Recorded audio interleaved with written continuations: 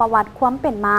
ของวัดเสียงขวนหรือสวนวัฒนธรรมเสียงขวนซึ่งในปัจจุบันนี้มีรูปปั้นอันมหัศจรรย์ที่บ่มีบอนใดเปรียบเหมือนไปติดตามความงดงามพร้อมกัน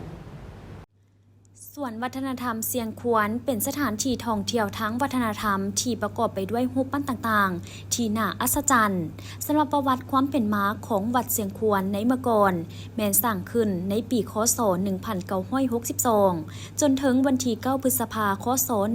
1971จึงสำเร็จในเนื้อที่8เฮกตาร์ใช้เวลาสร้างประมาณ10ปี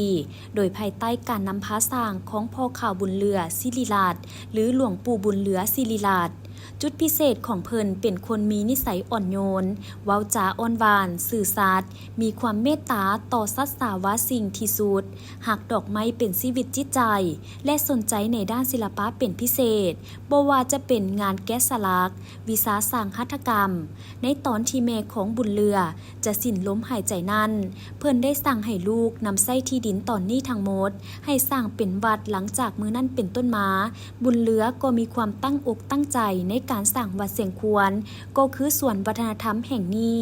โดยการปลุกระดมคนขวายมหาชนทางภายในและต่างประเทศผู้ที่มีจิตใจเลื่อมใสศรัทธาประกอบส่วนถึงวัตถุและสติปัญญาความรู้ใส่การก่อสร้างรูปปั้นของเทวรูปซึ่งได้สร้างขึ้น300องค์โดยรูปปั้นดังกล่าวแม้นแสดงให้เห็นถึงศาสนาพุทธฮินดูการประสูติตรัสรู้ปรินิพพานขององค์สมเด็จสัมมาสัมพุทธเจ้า